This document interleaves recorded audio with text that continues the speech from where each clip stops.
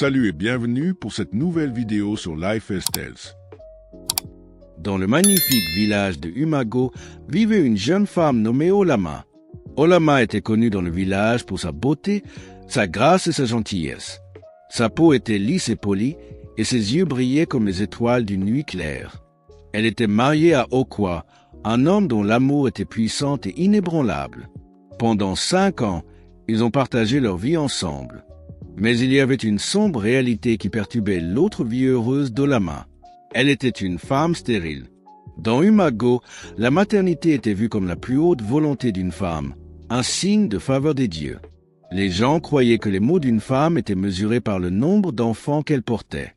Malheureusement pour Olama, cette croyance est devenue la source de tourmente pour elle-même si elle et Okwa étaient profondément amoureux l'un autre de l'autre et passaient toujours du temps ensemble. Mais au cours du temps, les villageois ont commencé à gosser derrière leur dos. Les femmes d'Umago, en particulier, se sont amusées de se moquer d'Olama. Elles se rassemblaient à la rivière, tous les matins, en riant et en se moquant comme tous les passants. « Regarde !» elle a dit. Amaka s'éloignait quand Olama s'approchait de la rivière. Amaka, mère de 6 enfants en bonne santé, était la leader de l'équipe des femmes de la ville et a pris de la grande fierté dans sa grande famille. Une femme si belle, mais sans enfants pour la montrer, c'est de la merde. Amaka disait. Les autres riaient cruellement. Peut-être que les dieux la punissent. Une autre femme, Nkechi, disait. Quelle beauté est-il si tu ne peux même pas accoucher un enfant? Olama, alors fortement amoureuse, sentait le poids de leurs mots comme une pierre lourde dans son cœur. Elle gardait sa tête élevée pendant qu'elle puisait de l'eau, en prétendant ne pas entendre leurs insultes. Mais quand elle retourne à la maison, elle n'arrête de repenser aux moqueries subies à la rivière. Elle rêvait d'un enfant, quelqu'un à aimer et à tenir, quelqu'un qui allait effacer les voix cruelles des autres femmes et apporter la paix à son cœur. Okwa, le mari dévoué, allait l'assurer. « Ne les écoute pas, mon amour, disait-il. Tu es plus que suffisamment pour moi. Les enfants viendront quand les dieux seront prêts. » Mais ce n'était pas seulement les femmes d'Umago qui tourmentaient Olama. La mère d'Okwa, maman Okwa, était une femme fraîche et impatiente. Elle avait de hauts espoirs pour son fils. Et après 5 ans de mariage sans enfant, sa frustration s'éloignait par le jour. « Tu as été dans cette maison depuis combien d'années, maman ?» disait maman Okwa. « Encore aujourd'hui, je n'ai pas d'enfants. Je n'ai pas de petits-enfants pour m'occuper de mes vieux fils. Quel type de femme es-tu » Olama s'éloignait et restait silencieuse. Incapable de répondre, elle a prié et sacrifié à chaque cérémonie en cherchant le favori des dieux. Mais encore aujourd'hui, aucun enfant n'est venu. « Si tu ne peux pas donner des enfants à mon fils, disait maman Okwa, peut-être que c'est le moment pour toi de partir, pour qu'il puisse marier une autre femme. Qui sait ?» Olama s'est éloignée la tête baissée, avec chaque mot de prière.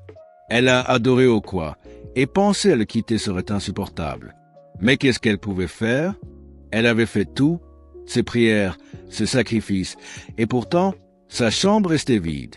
Un jour particulièrement difficile, après une argumentation avec maman Okwa, Olama s'est éloignée de sa chambre.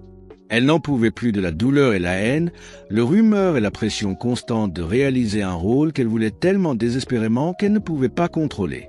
Ses pieds l'ont emmenée à l'étranger de la ville, dans la forêt profonde, au-delà. Elle ne savait pas où elle allait. Elle ne savait comment s'échapper. Lorsque le soleil a commencé à s'asseoir et que les ombres des croix se sont éveillées de plus en plus, Olama s'est retrouvée au pied d'un grand arbre. C'était l'arbre mythique, un endroit que les villageois craignaient. Les légendes disent que les esprits et les dieux anciens vivaient dans la profondeur de l'arbre et ceux qui avançaient trop loin ne retourneraient jamais. Olama n'était pas effrayée. À ce moment-là, elle sentait qu'elle n'avait rien à perdre. Elle s'est assise devant l'arbre mythique et a pleuré tous les grands esprits. Elle a pleuré. Sa voix a tremblé. « Je viens à vous avec un cœur lourd. Écoutez-moi, s'il vous plaît. J'ai été moqué, déçu et tordu parce que je ne peux pas donner un enfant. S'il y a une seule chose qui me reste dans le monde, s'il vous plaît, bénissez-moi avec un enfant de mon propre. Je suis prête à tout. » À ce moment-là, il y a eu un silence. Le vent sifflait à travers les arbres et Olama a peur qu'aucun d'entre eux n'aurait entendu ses pleurs. Mais juste en train de se lever et de retourner à la maison en désespoir, une voix douce s'est éveillée de la douleur. « Olama !» La voix a dit doucement mais autoritaire. Étonné, Olama s'est retournée pour voir une vieille femme qui se trouvait derrière elle. La femme était habillée en simple robe blanche. Elle avait des yeux brillants comme les lumières du soleil et ses yeux étouffés avec la sagesse ancienne. Il y avait quelque chose d'extraordinaire dans sa présence, comme si elle n'était pas entièrement de ce monde. « Qui êtes-vous » Olama a demandé, en s'étouffant des pleurs. « Je suis la servante des esprits de l'arbre. » L'ancienne femme a répondu, sa voix comme des feuilles rouges. « Pourquoi pleures-tu si doucement, mon enfant ?»« Je pleure parce que je n'ai pas d'enfant. » Olama a expliqué. « Et sans un enfant, je n'ai rien dans mon village. Ma mère enfant me déteste et les femmes s'en moquent. Je donnerais tout pour être bénie avec un enfant. » L'ancienne femme l'a regardé avec un regard inconnu. « Tu parles d'enfants comme s'ils étaient les seules mesures de ta valeur. Tu n'es qu'un cadeau de ta mère. Olama, tu ne vois pas la beauté et la gentillesse à l'intérieur de toi? Jusqu'ici, je comprends ta douleur. Le chemin à l'avant ne sera pas facile. Mais si tu es vraiment prête à faire tout, alors je te montrerai un chemin. » Olama recouvrant une lueur d'espoir, « Je ferai tout », a-t-elle dit sincèrement. L'ancienne femme a pleuré et a pointé à un chemin étroit qui allait plus profond. Suivez ce chemin jusqu'au cœur de l'arbre. Là, vous trouverez un arbre qui n'est pas comme les autres. Ses branches atteignent le ciel et ses fruits s'étendent jusqu'à la profondeur de la terre. Prenez une feuille de ces branches et retrouvez-moi. Sans hésitation, Olama s'est levé et a suivi le chemin. Avec chaque pas, Olama a poussé pour que ses prières puissent finalement être exaucées. Après ce qui ressemblait à des heures, elle a atteint un petit chemin plongé dans la lumière brillante de la lune. Au milieu du chemin se trouvait un arbre énorme avec des feuilles brillantes qui s'épaissaient comme des étoiles. Olama a resté en paix pour un instant à la beauté de l'arbre. Elle a arraché une seule feuille. Une voix s'écoutait à travers la feuille. « Attendez, Olama !» a dit la voix, même s'il n'y avait personne à l'intérieur. « Le chemin que vous cherchez vient avec un prix. » Olama a poussé, son cœur battant. « Quel prix ?» a-t-elle demandé, mais il n'y avait pas de réponse. Elle s'est rapprochée de l'ancienne femme qui l'attendait au pied des arbres. « Olama, écoutez attentivement. Quand vous retournez à la maison, plantez cette feuille dans votre jardin et tentez-la tous les jours. Elle ne va pas grandir comme un arbre ordinaire. Elle vous montrera le chemin vers la maternité. Mais vous devez être patient. Le chemin à venir va tester votre cœur. » Olama a reçu l'ancienne femme et s'est rendue à la maison, son cœur rempli d'espoir.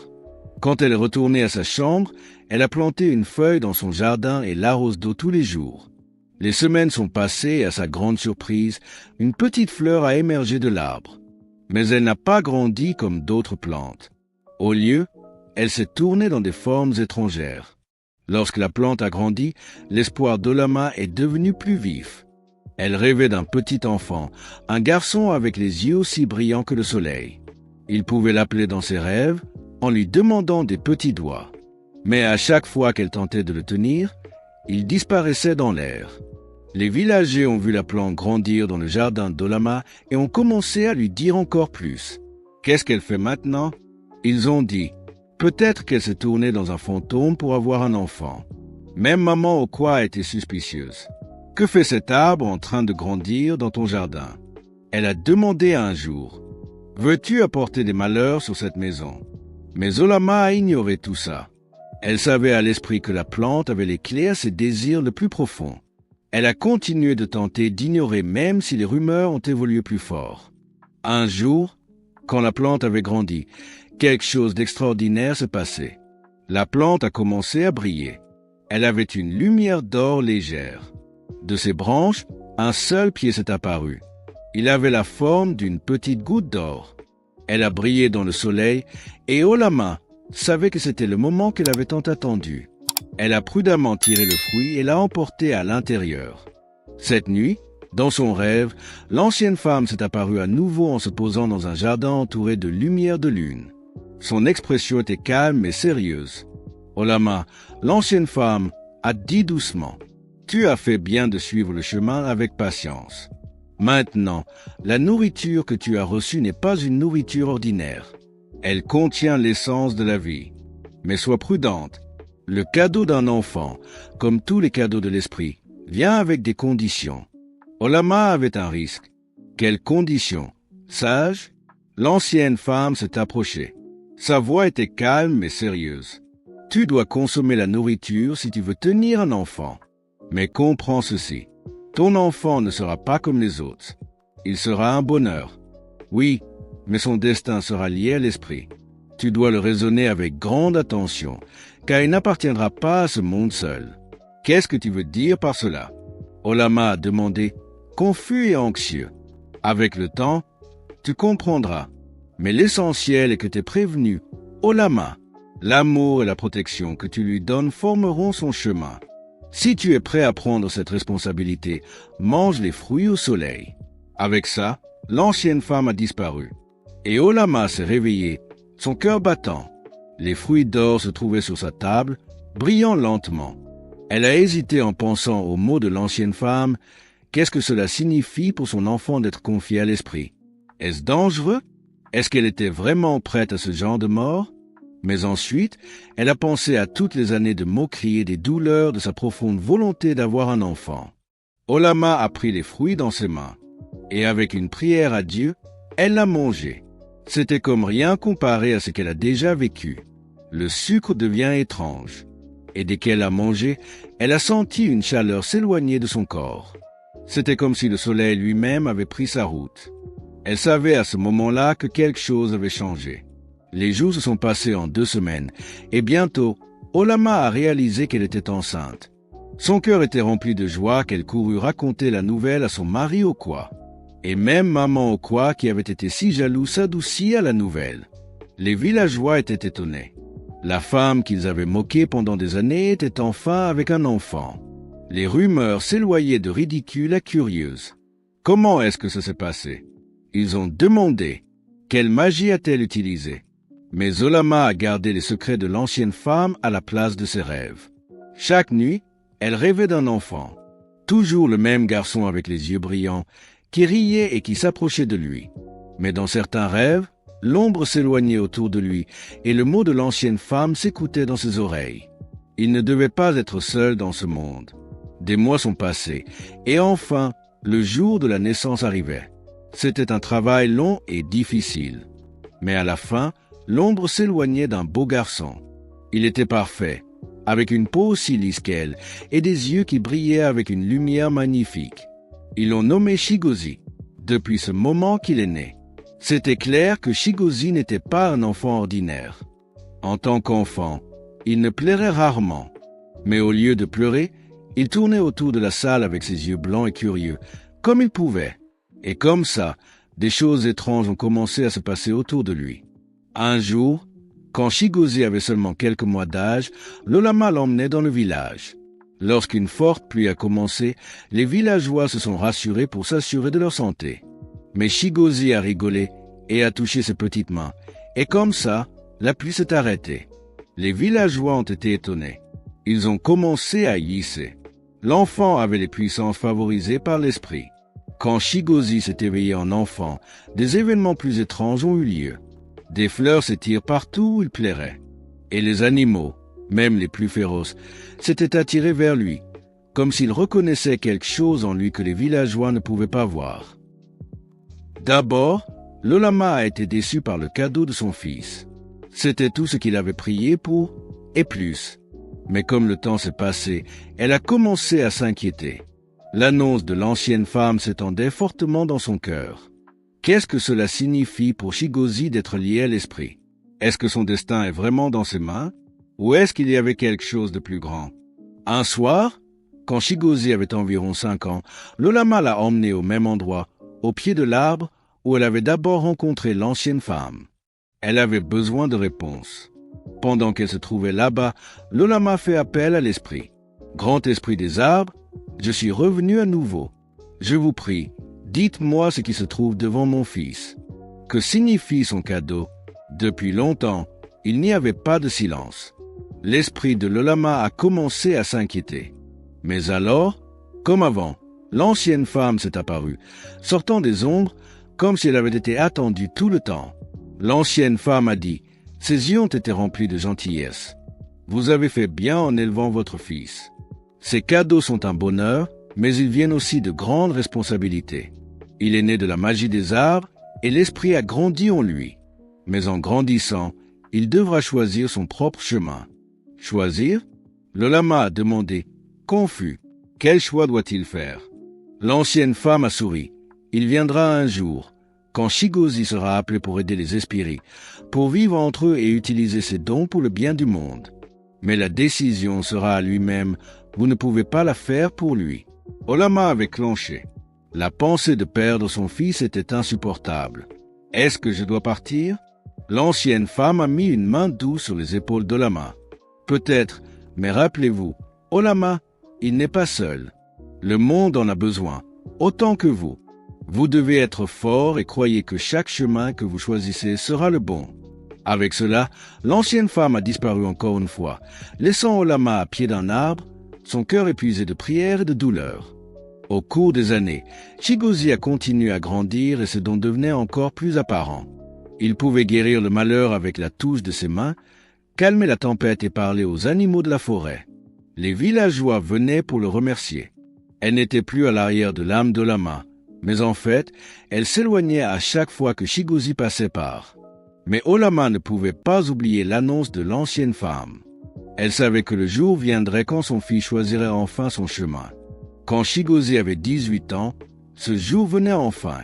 Un matin, en préparant le déjeuner, Shigozi venait à elle, avec une expression solennelle sur son visage. « Mère, disait-elle doucement, c'est l'heure ?» Olama s'éloignait, mais elle s'éloignait, sachant que ce moment viendrait. « Sais-tu où tu irais ?» elle a demandé, sa voix tremblant. Shigozi sourit doucement. « Les esprits m'ont appelé dans mes rêves. Je dois aller au pied du grand arbre. Mais ne t'inquiète pas, mère. Je serai toujours avec toi, même si je ne serai pas là. » Avec des lumières de pleurs, Olama a embrassé son fils. Elle l'avait élevé avec amour et tant d'attention. Ce soir, quand le soleil s'est assis derrière le grand arbre, Shigozi a quitté le village. Olama l'a regardé partir, son cœur rempli de prières et de douleurs. Elle savait qu'il allait devenir quelque chose de plus grand que ce qu'elle pouvait imaginer. Mais elle savait aussi que l'amour entre eux n'allait jamais finir. Depuis ce jour, les villageois pouvaient raconter l'histoire d'Olama et de son fils, le enfant du grand arbre qui avait été né par de la magie et de l'amour. Olama, même si elle a mis de l'amour pour son fils, a trouvé la paix en savoir qu'elle avait joué sa part dans quelque chose de plus grand que soi.